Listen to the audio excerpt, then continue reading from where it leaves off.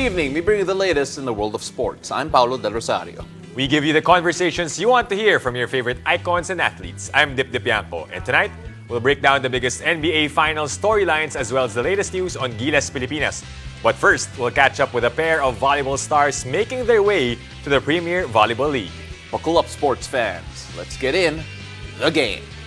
Well, the PVL just got even more exciting with the addition of an iconic volleyball duo. Sisi Rondina and Bernadeth Pons will be going their separate ways to take their talents to the pros in the upcoming Invitational Conference. Now, let's hear more from these two volleyball queens who join us tonight. Welcome to the game, girls, and congratulations once again. Wearing different things for the first time since 2019, if I'm not mistaken. Sisi, may separation anxiety ba? The two of you have been partners for so long, been on the same team for so long, and for the first time in a very long time, going your separate ways. Nakakamiss pag mga ganong bagay. Pero wala eh. Kumbaga ba, trabaho talaga namin. And we commit kung saan man kami committed. And ano naman eh, nagkakausap pa rin naman kami kahit ibang team at magkalaban na kami. Right. And nabanggit nga ni Paolo, the last time you guys were not on the same team back in college pa, when you played for UST, of course, Bernadeth for FEU. Ngayon, Bernadeth, tanungin kita, nasa ibang liga kayo, you're joining the Premier Volleyball League. How excited are you na maglalaro ka for the first time in the PVL? Actually, hindi ko talaga alam kung ano mafe-feel ko. Kasi it's almost 4 years din na hindi ako nakapaglaro ng indoor. So parang, nung bumalik ako sa indoor ngayon, parang bago lahat sa akin. I mean, kondisyon yung katawan ko, pero beach volleyball and indoor, it's two different sports pa rin.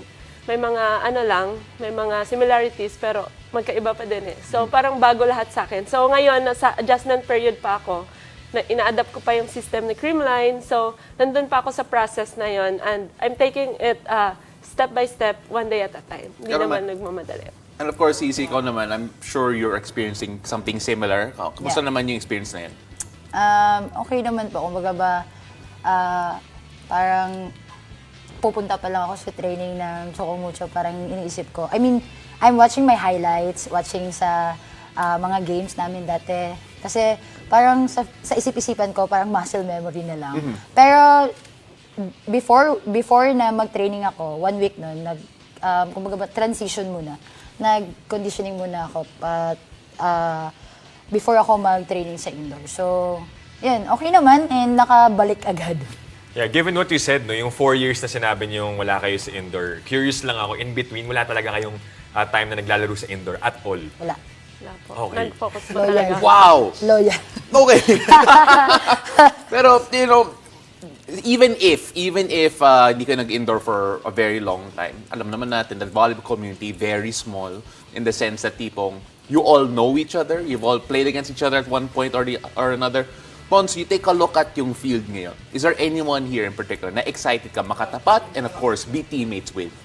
Actually po lahat ng teams talaga kasi ngayon nga lang din kami nakabalik ulit sa indoor. So sobrang exciting talaga and 'di ba sobrang dream din namin na as a volleyball player before na mag-isa lang yung Philippine volleyball. And ngayon nandito na kami sa PVL and sa Pro League and makakalaban na namin ulit lahat. So 'yun. Nakaka-excite na makalaban lahat ng teams kasi nag-prepare din talaga lahat. Alam mo, Dip, I'm just realizing right now that, it feels like such a very long time since we saw them in indoor. Kasi lahat ng mga pictures na pinapakita natin, lahat beach volleyball Right. Oo, Dadami na yung pictures sa last for once sure. PVL starts. Pero tanungin natin si Sisi na nabanggit nga natin na it's your first time playing the PVL and ang tagal hinintay ng fans yung reveal, hinuhulaan nila. Lalaro na ba kayo finally ng indoor and na-reveal na nga you're playing for Chocomucho, Pons for Creamline. But you personally naman for Chocomucho, how was the welcoming for you na mga teammates mo, yung pagsali mo sa training nila? Kamusta yung experience? Before pa kasi po, nasa SEA Games pa lang kami, nagchat-chat na sila kailan daw ako pupunta doon or kailan daw ako magti-training. So, in that way, parang welcome na agad ako. And they're very excited na makatraining ako, makalaro ako. So, yun, hindi naman ako nahirapan in terms of bonding and sa pag-a-adjust ng kumbaga ba, attitude. Kasi kumbaga ba sa team namin, kasi lahat captain balls, si Duque, si Destren, Bernadeth. Kumbaga para kaming redeem team na sa team namin ngayon. Pero overall naman po, we're hoping na mag-gel pa kami. And syempre, makatulong din sa team. Well, Pons, how does it feel going into the Creamline setup? Kasi alam naman natin, when you talk about Creamline, you talk about those always expected to go be at the top of the entire PVL. Kamusta naman, first, yung pressure, and second, yung support ng mga teammates mo? Actually, super supportive talaga yung team, yung mga teammates ko sa Creamline, coaches and management, sobrang supportive sila. Pressure, hindi ko pa nafe-feel, wala naman. Next Parang, week. hindi din naman kami pinapressure ng coaches. Basta, training na kami everyday, tinatrabaho namin yung para sa conference na ilalaro namin. Right. This one for both of you ladies, no? Dahil nga, first time niya maglaro in the PVL. Kumbaga, considering na may mga rookies na papasok this time, kumbaga ate na kayo di ba? Pero kayo ba pagpasok niyo sa trainings, yung feeling niyo parang rookie na naman ako kasi this is my first time playing indoor or parang tingin niyo veterano pa rin kayo sa lagay na to? Ako personally hindi ko inisip na rookie or veteran. Kumbaga ba, matagal na naglalaro. Kumbaga ba, nag-resign tapos nag-apply ulit. Parang ganun yung feeling. And hindi ko naisip na parang rookie kasi parang mabilis na lang kasi, parang ang bilis na lang din i-approach teammates, coaches, kumbaga ba, ang tingin din ng mga teammates mo sa inyo, parang mabilis lang ito mag-adjust kasi Right. alam naman nila. So, parang ganun lang. Ako naman yung utak ko talaga, veterano ako eh. Parang ganun. Pero nanibago lang ako kasi 4 years ako na nawala sa indoor. Pero nandun pa rin yung mind ko. So before ako nag-training sa Creamline din talaga, nag-review din ako ng mga games ko before kung paano ako maglaro. Binabalik ko lang din, pinapanood ko kung paano yung Pons before sa indoor, ganyan. Para ma-refresh lang din ako ulit. You know, not a lot of people actually go and watch themselves perform unless atleta ka. So, knowing that, nag-review kayo ng sarili niyong mga tape, Sisi, ano masasabi mo sa mga games mo dati and that you want to change going forward ngayon nasa Chocomucho ka? Nung nanonood ako ng laro ko, kahit siya, sinabi, dahil kaya ko pa kaya to? Kaya ko pa kaya to yung laro ko? Parang ganito, parang sinasabi nila, oo, kaya yan. Makakabalik din tayo. Pero hindi ko ina-expect na ganun yung mangyayari. Kasi, ang daming nagbago eh. Kumbaga ba, from movement, sa spiking, sa defense, parang mahihirapan kaming ibalik. Kumbaga ba, andun na lang, siguro control. Pero yung kung gaano kami explosive dati, siguro natanggalan lang ata, siguro ng kalahati. Pero we're hoping and we're trying na mabalik yun. Right. Yan. Pons, ikaw naman. Same lang din. Tinatanong ko din yung sarili ko, kaya ko pa kaya to? Pero syempre, alam ko sa sarili ko na kaya ko yun gawin, pero hindi agad-agad. Kasi yun nga, sabi ko kanina, nandun pa ako sa process na nag-a-adapt sa system ng Creamline. And then binabalik ko pa din yung sarili ko kung paano ulit maglaro ng indoor kasi it's almost 4 years nga. And hindi siya ganun kadali. So, I'm working it day by day. Kami ni Pao, naniniwala kami na kaya nyo pa. Excited kami. Panoorin kayo at i-cover kayo. But siguro, moving into this invitational conference, meron ba kayong individual goals? I don't want to pressure you guys. Or, alam ko, hindi nila pinipressure yung sarili niyo. Pero meron na ba kayong sinet na, okay, personally, ito yung gusto ko ma-achieve for my first conference, Sisi? Nung pagkapasok ko, I mean, pinaka-first day ko sa Chocomucho, parang pina-speech.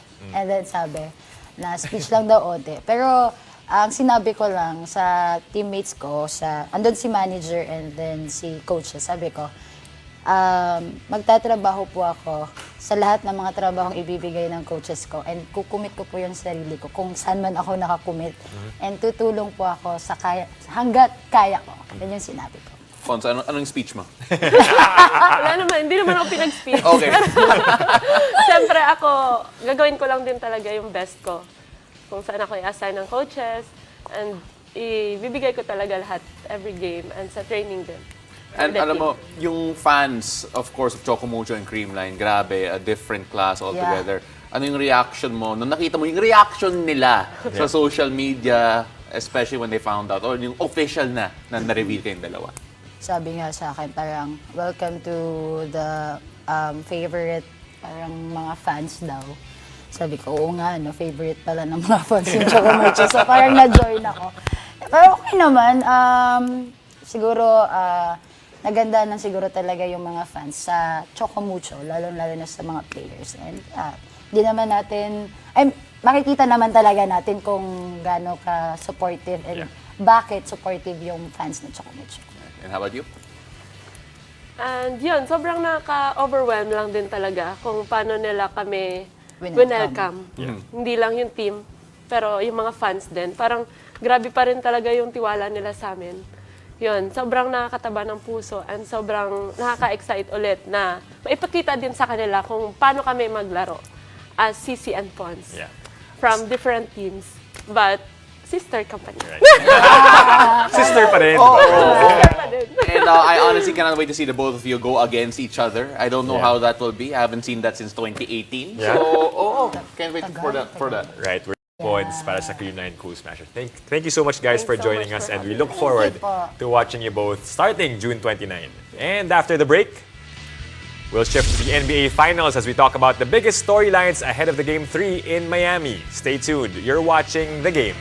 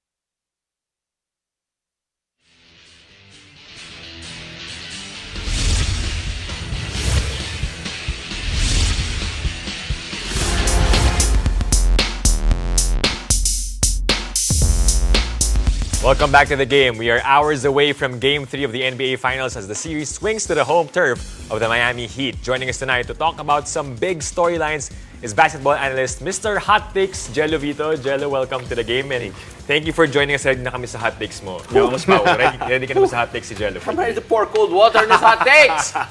But let's go, Dip. Okay, simulan natin. Of course, we're gonna have to go back to game number 2 so that we can move forward to the discussion tonight. But that last possession of that game, of course, Miami winning by 3 points, right? Ano masasabi mo in that last possession? It was a duel between Butler versus Jamal Murray. You know, it's a battle and it's a duel that you want to see more of the series if you're and may advantage dito ang Miami in terms of Jimmy Butler just attacking and just being there in front of Jamal Murray in that game. And I really think that this will be a new adjustment maybe if you're the Miami Heat na you try to attack and you try to get by Jamal Murray in terms of defensive adjustment. So let's see how Denver adjusts in Game 3. There were so many things that happened in that last play in particular. First of all, Denver may have made a mistake with that high pick and roll because Jimmy Butler got switched onto Jamal Murray. Yeah.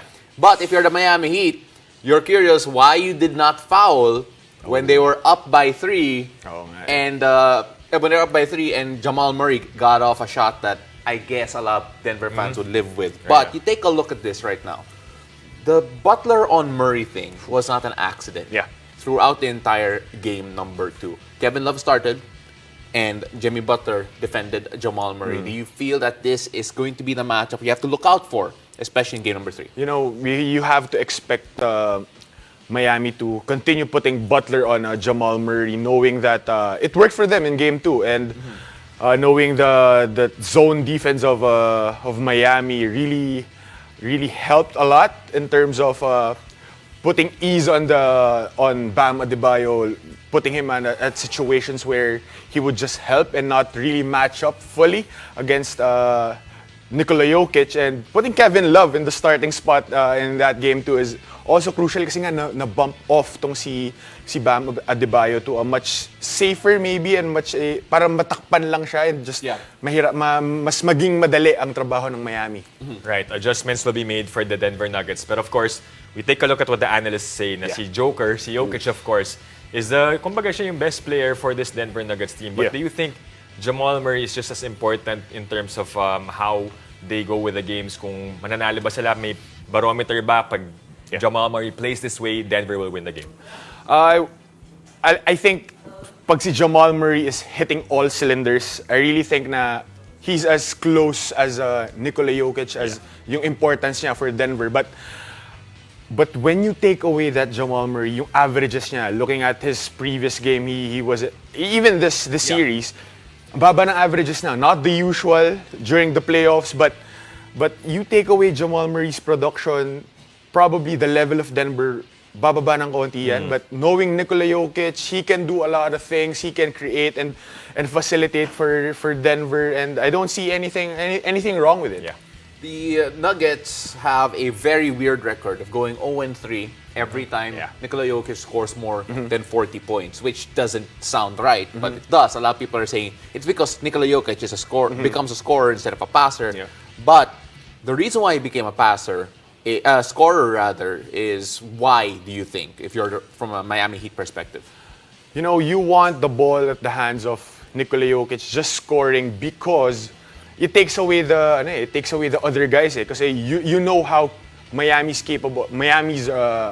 other players are capable of playing. So it's very, very important for Denver to probably alisin si Nikola Jokic as a scorer lang, make him put other players in a situation where they would move off ball, they try to alleviate that pressure on Nikola Jokic and Jamal Murray. So guys like KCP, Aaron Gordon, like what he did in the first game with Aaron Gordon, poste lang siya in the looking for mismatches. And I think if they make those adjustments, I think magiging okay come game 3. Right, looking at more numbers to prove the point, no. Pao said 0-3 sila when Jokic scores more than 40 points or 40 points or more. 12-1 sila in terms of when Jokic scores less than 40 points, and then his last game only had 4 assists. And of course, the record of Denver, whenever Nikola Jokic has double-digit assists, 6 out of the 8 games yun, panalo rin yung Denver. So do you think strategy ba to? Of course, this was sort of an issue, no? Coach Spo got asked in the press if this is a strategy, but of course, hindi niya, kumbaga dinenay niya yun, sabi niya, Jokic is a great player. But do you think it's something that Miami Heat is looking into moving forward in the series? You know, as a coach, I would, again, looking at that interview of Coach Nikola Jokic, and as a coach, you would, syempre magagalit ka na parang, why would you let someone score that much and with the hopes of just a single player single-handedly beating you in the game? Syempre, as a coach, magagalit ka talaga di ba? Parang, we created some schemes for this guy and yet, wala hindi natin nagawa ng paraan. So, looking at that interview of KCP, sabi niya nga na even though we played bad, he thinks they played bad, nahirapan pang i-close out ni Miami tong game na to. So, let's see what adjustments talaga. Again, this series, feel ko, it's just a game of adjustments. Chess match to come next, the succeeding games. Alright, so I'm gonna put Jel on the spot here because alam ko yung hot take niya na hindi niya sasabihin on air sana was that Denver is going to take game 3, or at least that's what you're predicting. And for the sake of our very own Rain Tixon, who has threatened resignation if the Miami Heat do beat the Denver Nuggets, what do you think Denver will do right in the next game? I really think, Nikola Jokic would be put in a position where, again, he would be Nikola Jokic. He would be scoring, he would be creating, same as Jamal Murray. But I think they need the other guys to be more active. Guys like their shooters. KCP, Aaron Gordon should always look for those mismatches. Brown should be there in the mix-up. I think Denver should make it a collective effort. Kasi yun yung ginawa nila nung game 1 I think. And throughout this playoffs, and throughout the entire playoffs, it was a collective effort. Kailangan nila lumabas yung well-oiled machine the Denver team if they want to win this game 3. Well, we'll see what's going to happen there. Of course, the Miami Heat and the Denver Nuggets all tied up at 1 game apiece. So let's see who takes the lead here in game number 3. Jello, maraming salamat. I don't think we're done with you yet. You got a lot more ball to talk about because after the break, we'll take a look at the national team's pool ahead of the 2023 FIBA Basketball World Cup. Stay tuned. You're watching The Game.